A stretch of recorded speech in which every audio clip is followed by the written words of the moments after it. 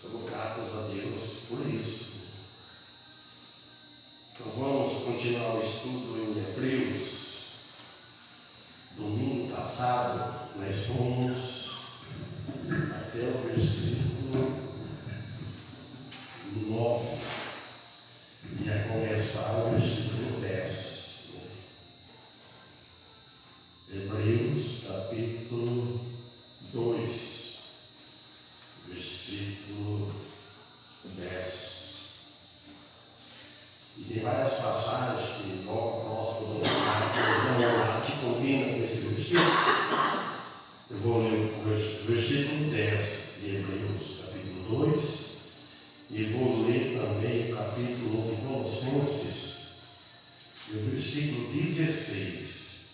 E depois, falando de Jesus, vai no Evangelho de João, no capítulo 1, versículo 11. Vamos trabalhar nesses versículos aqui. No versículo 10, aqui de Hebreus, capítulo 2, diz assim: porque convinha que aquele para quem são todas as coisas, e mediante quem tudo existe, trazendo muitos filhos para a glória, consagrasse pelas aflições o príncipe da salvação deles. Para Colossenses 1,16. Porque nele foram criadas todas as coisas que há nos céus, na terra, visíveis e invisíveis, sejam tronos, sejam dominações, principados, sejam potestades, tudo foi feito, criado por ele. Tudo foi feito, tudo criado por ele. Então talvez eu escrevi esse versículo um pouco copiado, não vou pensar. 16, versículo 16: porque nele foram criadas todas as coisas que há nos céus e na terra, visíveis e invisíveis, sejam tronos, sejam dominações, sejam principados, seja potestade, tudo foi criado por ele e para ele. Porque, sabe por quê, irmão? Você escreve e vai escrevendo, presta atenção, que vai poetir na frente, quem conhece com isso sabe. Ele põe outra palavra, você não percebe, ela vai perceber. Se você não perceber, não ler depois de novo com atenção, ela põe outra palavra. Parece um verdinho de porta rápido. Então, eu li hoje meio rápido, eu prestei atenção nisso. Então, aqui no versículo, voltando em Hebreus 2, 10, se note bem que fala, porque convinha que aquele para quem são todas as coisas, falando de Deus Pai, ou Deus Filho, e mediante quem tudo existe. Então ele trazendo muitos filhos para a glória. Jesus trouxe muitos filhos para a glória, consagrados pelas aflições do príncipe da salvação dele. Então foi consagrado, irmãos, foi consagrado. Nós somos consagrados, nós somos salvos pelas aflições de Cristo, tudo incluído as aflições de Cristo, o sofrimento de Cristo, morte dele na cruz e a ressurreição. Fala, o príncipe da salvação deles. Então, o Espírito Santo falando isso. O príncipe da salvação nossa, deles, nós estamos nesse deles aqui, nós somos dele. Fala do propósito de Deus para ou por quem todas as coisas existem, por Jesus Cristo, que nós vimos em Colossenses também, porque nele foram criadas todas as coisas, falando de Jesus, do Deus Filho. As coisas que há nos céus e na terra. Aqui nós vemos, fala visíveis, aqui nós vemos, e aquelas coisas que nós não vemos. Foi criado criada tudo por Ele. Sejam tronos, né? Tudo foi criado por Deus. Seja dominações, criadas por Ele. Sejam principados, criados por Ele. Sejam potestades, criados por Ele. Tudo foi criado por Ele. Então tudo foi criado por Ele.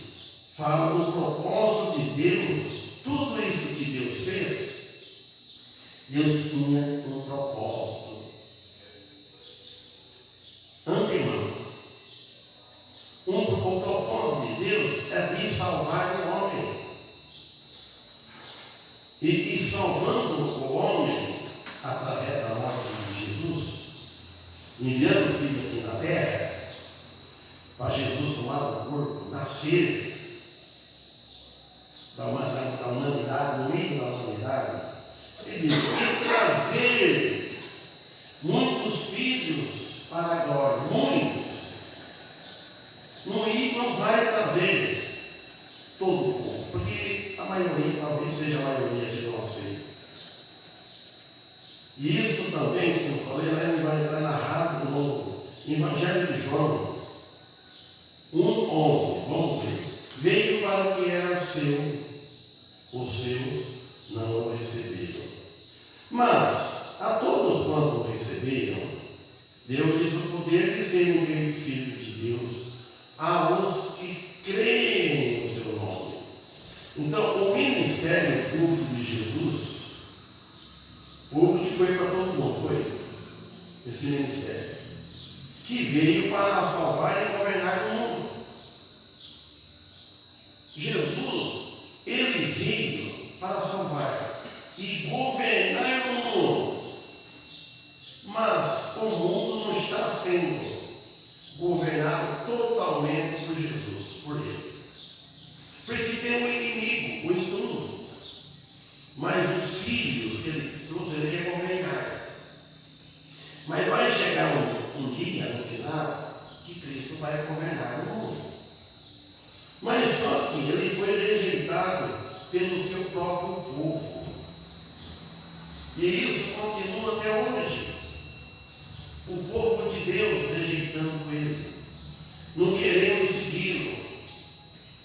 Os seres humanos caídos não são filhos de Deus, por natureza. Este é um privilégio só para aqueles que têm fé e aqueles que uma fé gerada pela soberana ação de Deus, pelo novo nascimento, tudo gerado por Deus. Deus é soberano. E quando nós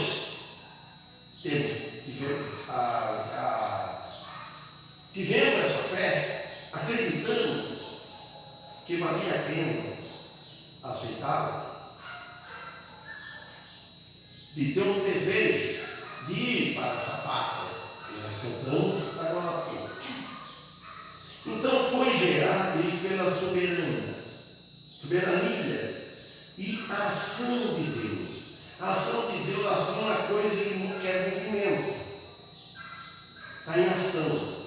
Mas qual é a ação de Deus? Ele enviar o Filho dele, esse propósito de Deus, de enviar o Filho dele para ele vir a esse mundo, morrer na cruz por nossos pecados.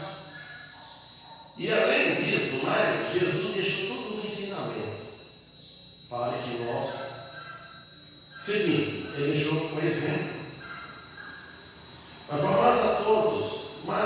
todos, quando o receberam, deu-lhes o poder de serem feitos filhos de Deus. Então quer dizer que ninguém era filho de Deus. Ele deu o poder para a pessoa ter aquele privilégio de se tornar filho de Deus, filho adotivo. Aos que creem no seu nome. Tem que crer no nome de Jesus, de verdade. Aí ele fala, a diferença ele mostra aqui no 13. Os quais, falando dos que creiam, desse novo nascimento. Os quais não nasceram desejo do sangue, nem da vontade da carne, nem da vontade do homem, mas de Deus. Quando ele faz aqui, está falando que não é o primeiro nascimento. O primeiro nascimento é nascido do sangue. Todos nós fomos nascidos do sangue. E nós foi nascido da vontade da carne de nossos pais. Eu sou o primogênito, filho primeiro da família. Então cada um pensa assim.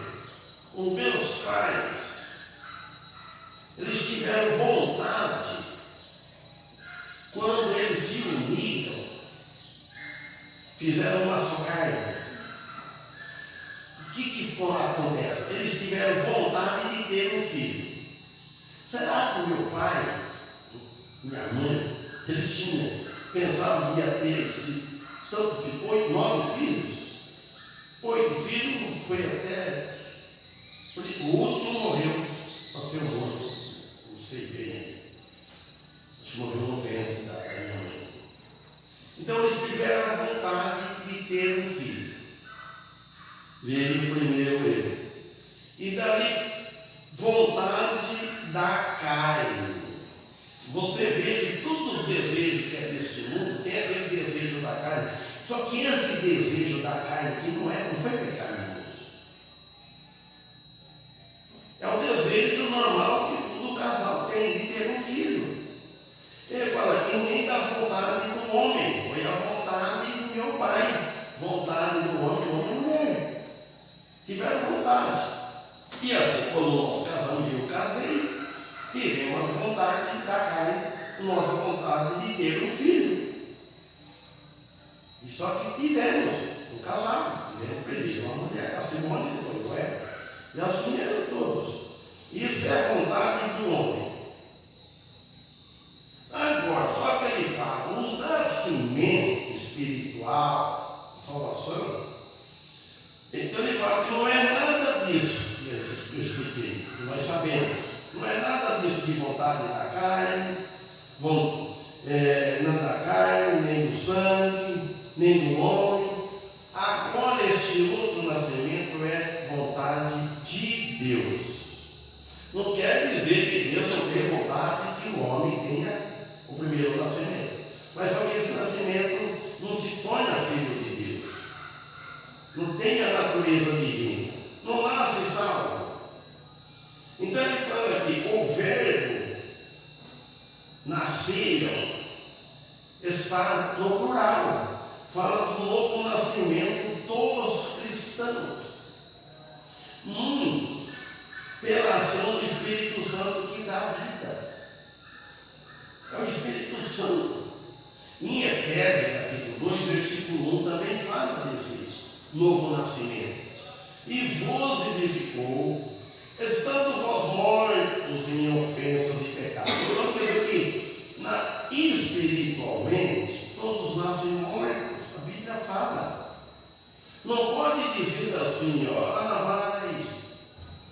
Depois, quando ele conhece o pecado, aí ele abre os olhos. Então ele perdeu a salvação. Então, dizer que o primeiro, quando ele nasceu, se é salvo é por causa que mereceu. Merece o céu, né, por merecimento. Mas como é que fica o pecado original da natureza velha? Que nasceu em Adão e Eva. Como é que fica? Nasce pecador. Então nasce morto espiritualmente. Mas não conhecia a lei. Não é por conhecer a lei, mas só que tem aquele pecado de Adão e Eva. Que é a separação total de Deus. Aí ele fala aqui no 2, de Efésios 2. Em que no outro tempo andaste segundo o curso deste mundo, segundo o príncipe das potestades do ar, do espírito que agora opera no espírito da desobediência. Então eu estou nas casas, quando pergunto se mas não trabalho, irmãos, as pessoas respondem. Não vi esse aqui se responde.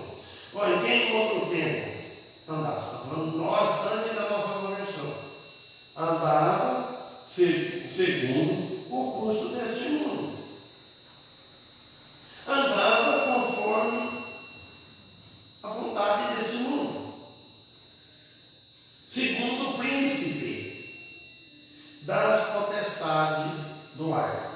Segundo, conforme. Mandado por ele. É mandado por ele, governado por ele. Agora, do Espírito que opera nos filhos. Quem são esses filhos? Os incrédulos. Da desobediência. Quem quer essa desobediência? É os que não creem que Deus quer que reconcilie com ele. Não, a turma responde, não é. Primeiro, respondam. Ó, eu perguntei. Que opera, que agora opera nos filhos, respondeu certo, os incrédulos. Da desobediência. Filho da desobediência. Está muito claro isso aqui para nós. Os nossos pais, né, Adão, né, desobedeceram. Quem é o primeiro que desobedeceu a Deus? Adão. Filho do inimigo. Inimigo. O inimigo, o filho de Satanás. Que lá em João 44. Então não é fácil, deixa eu ter razão, porque não é fácil. Filho da desobediência, ó, que agora opera nos filhos da desobediência, falando dele, do príncipe. Agora eu entendi. Então, o príncipe da potestade, está falando, ó, o texto está falando. Só que para a gente tem que pegar detalhe por detalhe. Se você resumir assim, passa por cima dessas coisas. Eu nunca vi detalhar assim, então é bom. Então, a pessoa não regenerada não é salva. Ela pode ser uma religiosa. Olha, ninguém gosta disso aqui, acha que é tudo salvos. Não é. Se não for regenerada, não é nascida de novo. Não é salva, porém, seu espírito está morto, espiritualmente falando, em transgressões e pecados, sem Deus, sem luz. Aqueles que estavam mortos em delitos e pecados, nós fazíamos parte dessa classe. Graças a Deus e nosso Senhor Jesus Cristo, que nós nascemos de novo, que é a fé do profundo. Um novo nascimento chamado de regeneração. A obra de salvação que ele realiza no momento quando a pessoa crê. Vocês veem que é difícil uma pessoa aceitar Jesus Cristo. Eu não sou muito a favor de apelo, porque alguém me cobra, precisa fazer apelo. O apelo leva a pessoa sem levantar a mão, não só é difícil. Alguns levantaram a mão, né? Sinceramente, outros não. Como é que fica? Põe a pessoa na parede, levanta a mão, não sei. A mensagem já é um apelo. Diz que vai dar oportunidade. Dar oportunidade. Então, ele realiza. E essa, quando Deus realiza, é totalmente a soberana dele, graciosa. A soberana graça dele. A graça de Deus está por cima, ela cobre todos os pecados. Mas a realidade da resposta humana em crer e receber. Agora, a pessoa tem que dar a resposta. Deus faz o convite. Agora tem a resposta, que é a nossa resposta. E é o Espírito Santo que nos toca. Até nisso ele tem a obra do Espírito Santo para nós decidirmos. Aí depois de receber, nunca é revogado. Nunca volta atrás disso. Tira o Espírito. Você pecou, meu filho. Tira o Consolador, o penhor, por exemplo. O Espírito Santo, ele é o penhor. Ele é uma parcela adiantada. É um selo. Então, quando foi selado, já está selado para sempre. É só Deus que sabe, ele que sela. É o Espírito Santo, ele sabe quem é ele. Agora, sabe todos?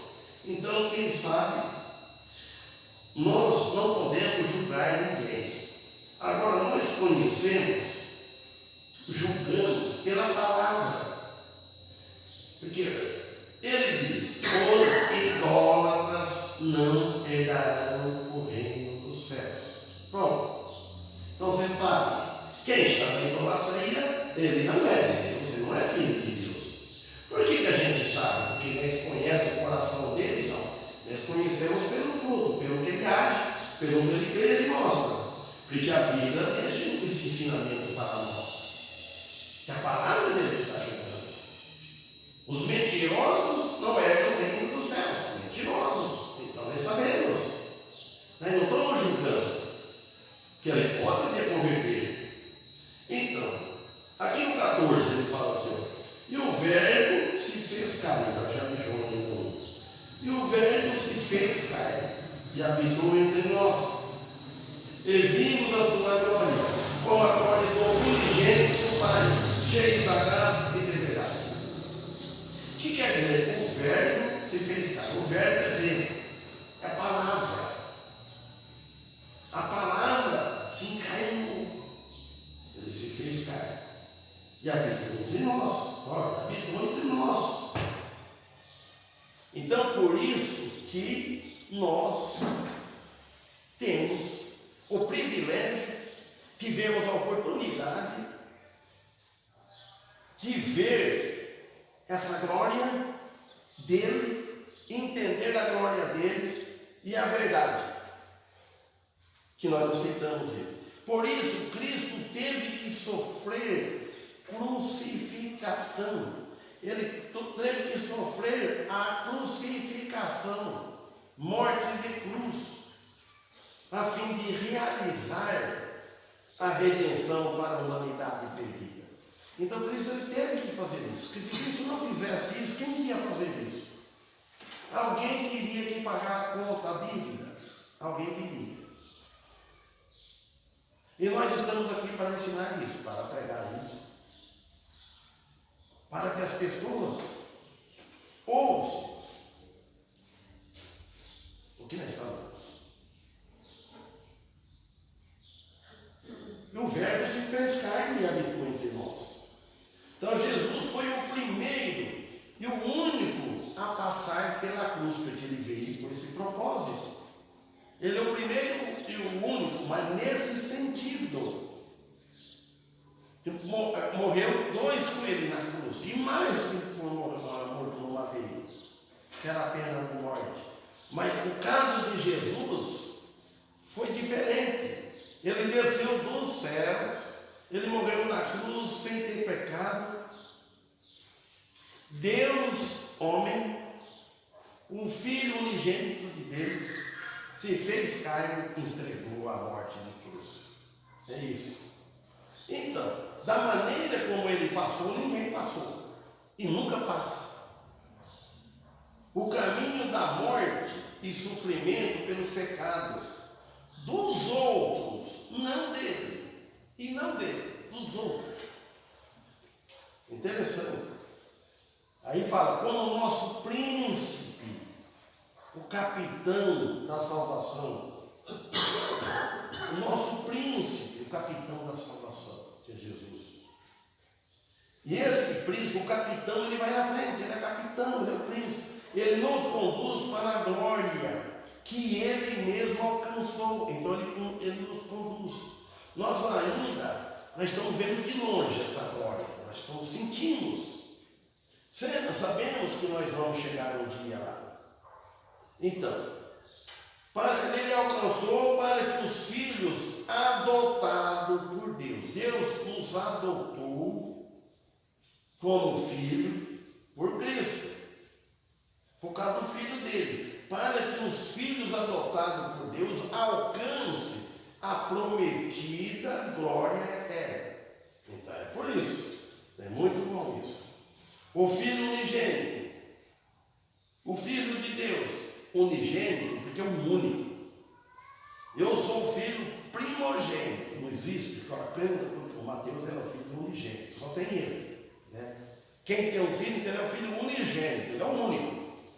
Ele não, para ter um nome primeiro, tem que ter o segundo, quando não tem. Quando alguém pergunta, eu vejo alguém falar assim, mas como é que está o cidade da igreja, a primeira igreja batista? Porque já saiu outra, tem a segunda. Por que essa aqui não é a primeira igreja batista? Porque só tem ela. Se tiver outra igreja batista, ela tem que ter o nome primeira igreja batista. Então Jesus, ele é o unigênito. Ele é o filho unigênito que tinha que sofrer a morte por todos, destruindo o seu inimigo e nos libertando da escravidão da lei e do diabo no plano eterno de Deus. É isso que nós aprendemos e cremos por meio de seu Filho. Tudo é Jesus Cristo. Antes dos tempos, antes de acontecer, antes dos tempos, é a eternidade passada. Imagine. Nos predestinou em laços de irmandade. Olha, irmão, ele nos somos predestinados, ele viu antes. O que é predestinação? Pré é coisa antes. Deus conheceu antes, ele conhece antes. Então ele predestinou. Predestinação em laços de irmandade. Então todos que são filhos de Deus são irmãos em Cristo. Irmãos em Cristo. Unindo os remidos, depois diz ele une os remidos, unindo ao autor da salvação deles. Então tudo isso, que é Jesus Cristo, Deus Pai fez tudo isso. É Deus que deu, que dá as almas ao Filho. Ele disse que o Pai dá, tudo aquilo que o Pai me dá, não toma, não tira. Que é Jesus Cristo, Senhor e Salvador, por isso que somos salvos. Agora versículo 13, versículo 11 de Hebreus, capítulo 3. Por quê? Assim, vê se os filhos disseram, capítulo 2, capítulo 3 aqui, capítulo 2. Porque assim o que santifica, como os que são santificados, são todos de um, por cuja causa não se envergonha de lhes chamar irmãos. Então, note bem, irmãos, porque assim o que santifica, como os que são santificados. O que santifica. Quem é que santifica? É Ele que nos santifica, não somos nós. Como os que somos santificados? É que somos nós. Somos todos de um só Deus. Deus Filho, Deus Pai e Deus Espírito. Então nós somos um, por cuja causa não se envergonha de chamar de irmão. Então Jesus, ele não tem vergonha por esta causa que ele sofreu por nós. Olha bem, Jesus sofreu humilhação, Jesus sofreu xingamento, Jesus sofreu cuspida no rosto, na face de Jesus, mas ele não sente vergonha, tudo que ele passou, de chamar nós de irmãos. É isso, note bem, vamos ver tudo que fala lá em Isaías, tanto que Jesus foi humilhado, ele serviu a humanidade, e ele mesmo assim não tem vergonha. Irmãos, note bem, às vezes a pessoa humilha a nós, a gente fica com vergonha de se sentir para trás, alguém que, você está passando por bobo, você deve ficar, não. Cristo que nos faz assim. Não adianta ficar não quer sentir humilhação. Eu não sei me fazer um de bobo.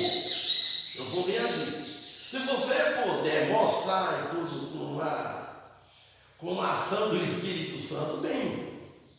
Mas aquele que humilha será exaltado. Aquele que se exalta será humilhado. Então nós não devemos ter vergonha de chamar de irmãos, de passar por bobo, de passar por certos constrangimentos. Nós devemos ter vergonha do pecado, quando nós erramos, quando nós vemos que estamos pagando aquilo que nós fizemos, que nós estamos semeando aquilo que nós plantamos. Aí pode ter que sentir vergonha do pecado. Então, Deus se fez carne, Jesus, homem, se converteu em um de nós, mas só no sentido humano, não no sentido do pecado, porque ele não tinha pecado, ele era puro, ele não provou pecado, varão perfeito em tudo. Vai dar tempo de ler um pouquinho a 1 Pedro 2, 21 e 25. Por quê? Vou puxar aqui, 1 Pedro 2, 21, 25. Porque para isso sois chamados, pois também Cristo padeceu por nós, deixando-nos exemplos, para que sigais as suas pisadas. Então ele está dizendo aqui, Pedro disse, porque para isso vocês são chamados, pois também Cristo padeceu por nós. Se ele padeceu por nós, nós devemos padecer por ele também. Ele deixou o exemplo para que nós sigamos, vamos seguir as suas pisadas, seu exemplo. Aí ele fala, o qual não cometeu pecado, nem na sua boca se achou engano. Ele era varão perfeito.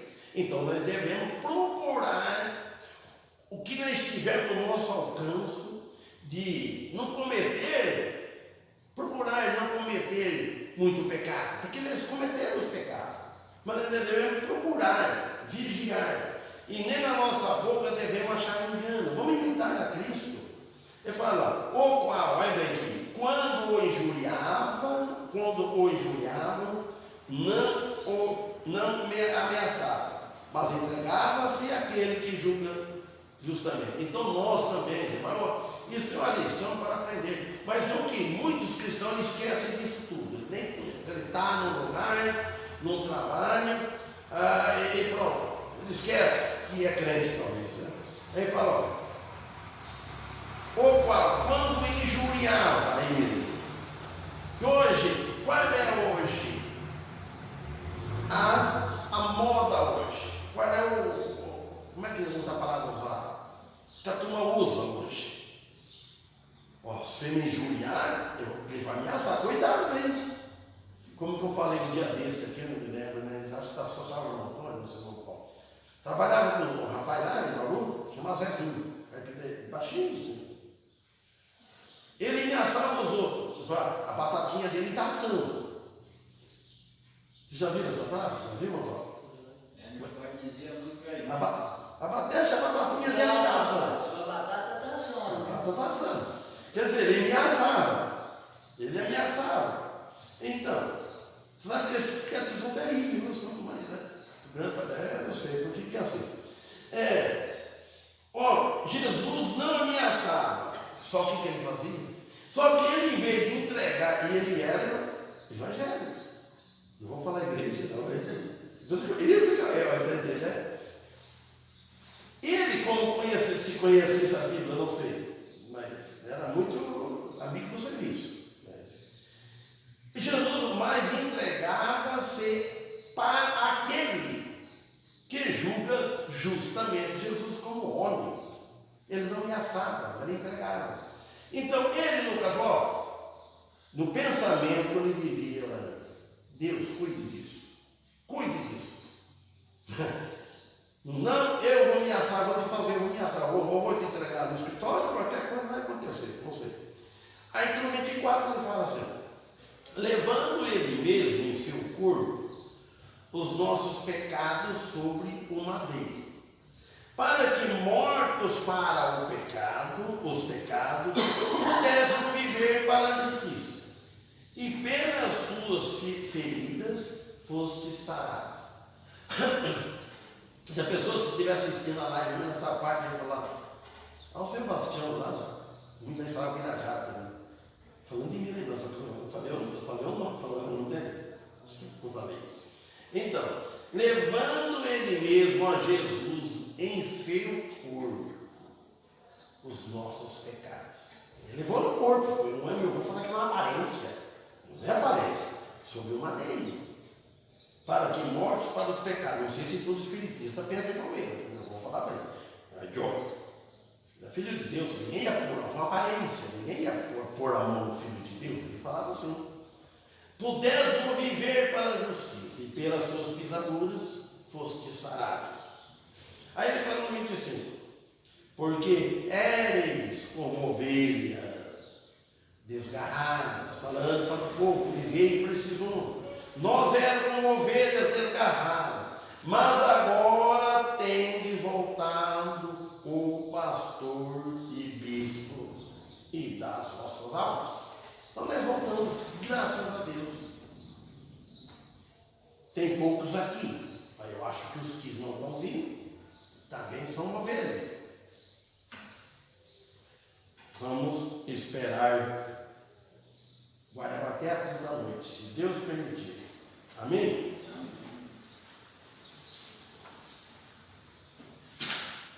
Que hino vamos cantar agora? Agora vai gravar. Voltou a energia. Voltou nada, só fome. Vamos de novo? Voltou nada.